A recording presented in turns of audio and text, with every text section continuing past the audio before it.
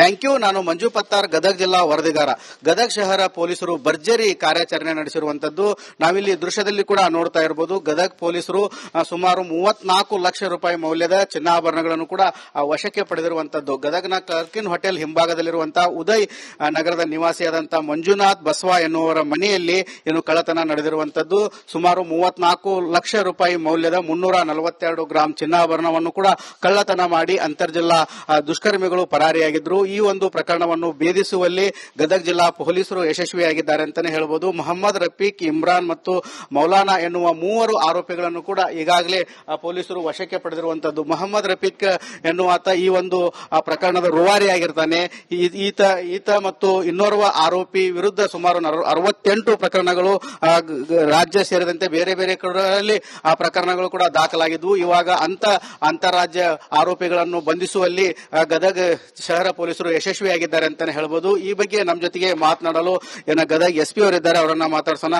Sir, ಇದು ಯಾವ ರೀತಿ ಸವಾಲಾಗಿತ್ತು ಅಂತ ಪ್ರಕರಣ? ಅಂದ್ರೆ ಅಂತರ್ಜಿಲ್ಲಾ ಕಳ್ಳರಿದ್ರು, ಬೇರೆ ಬೇರೆ ಭಾಗದವರಿದ್ರು, ಯಾವ ರೀತಿ ಈ ಪ್ರಕರಣವನ್ನು ಭೇದಿಸಿದ್ರಿ ಅಂತ?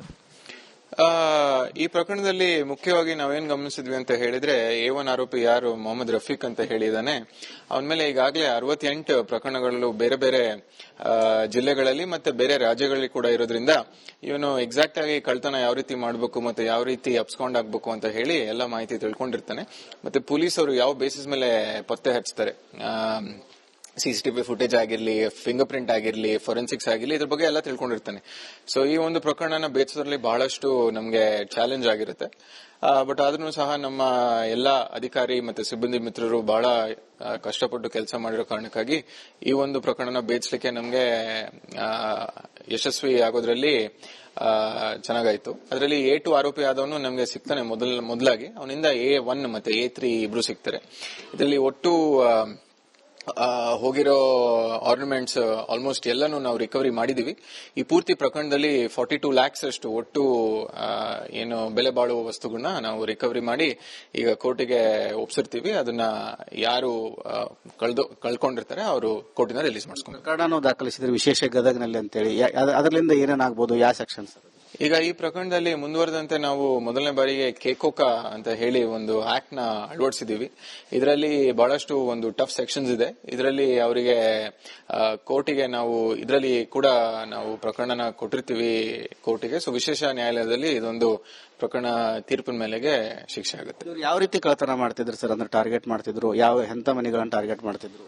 ಬೇಸಿಕಲಿ ಇವ್ರದ್ದು ಹೌಸ್ ಬ್ರೇಕಿಂಗ್ ಥೆಫ್ಟ್ ಮೋಡಿಸ್ ಆಪರೆಂಡಿ ಇದೆ. ಸೊ ಹೌಸ್ ಬ್ರೇಕಿಂಗ್ ಥೆಫ್ಟ್ ಅಲ್ಲಿ ಇವರು ಯಾವ್ದು ಮನೆಯಲ್ಲಿ ಯಾರು ಯಾವ ಸಂದರ್ಭದಲ್ಲಿ ಇರ್ಲಿಲ್ಲ ಅಂದ್ರೆ ಲಾಕ್ಡ್ ಹೌಸಸ್, ಇದನ್ನ ಅವರು ಟಾರ್ಗೆಟ್ ಮಾಡ್ತಿದ್ರು. ಸೊ ವಿಶೇಷವಾಗಿ ಯಾರು ಮನೇಲಿ ಇಲ್ಲ, ಮನೆ ಕತ್ಲಿದೆ ಅಥವಾ ಮನೆ ಮುಂದೆ ನ್ಯೂಸ್ ಪೇಪರ್ಸ್ ಇರ್ತವೆ ಅಥವಾ ಎಲ್ಲಿ CCTV ಕ್ಯಾಮ್ರಾಸ್ ಕಡಿಮೆ ಇದೆ, ಸೊ ಇಂಥದನ್ನ ನೋಡಿ ಅವರು ಟಾರ್ಗೆಟ್ ಮಾಡ್ತಾ ಇದ್ರು. ಒಟ್ಟಾರೆ ಹೇಳಬೇಕಂತಂದ್ರೆ ಗದಗನ ಶಹರ ಪೊಲೀಸರು ಭರ್ಜರಿ ಕಾರ್ಯಾಚರಣೆ ನಡೆಸಿರುವಂತದ್ದು. ಸುಮಾರು 32 ಲಕ್ಷ ರೂಪಾಯಿ ಮೌಲ್ಯದ ಚಿನ್ನ ಮತ್ತು ಬೆಳ್ಳಿ ಆಭರಣಗಳನ್ನು ಕೂಡ ವಶಕ್ಕೆ ಪಡೆದಿದ್ದಾರೆ. ಒಟ್ಟಾರೆ ಹೇಳಬೇಕಂತಂದ್ರೆ ಗದಗ ನಗರದಲ್ಲಿ ನಡೆದಂತಹ ಕಳ್ಳತನ ಪ್ರಕರಣ ಸಾಕಷ್ಟು ಚಾಲೆಂಜಿಂಗ್ ಆಗಿತ್ತು. ಈ ಪ್ರಕರಣವನ್ನು ಭೇದಿಸಿ 3 ಆರೋಪಿಗಳನ್ನು ಇವಾಗ ಜೈಲಿಗೆ ಅಟ್ಟುವಂತ ಕೆಲಸ ಗದಗ ಶಹರ ಪೊಲೀಸರು ಮಾಡಿದ್ದಾರೆ.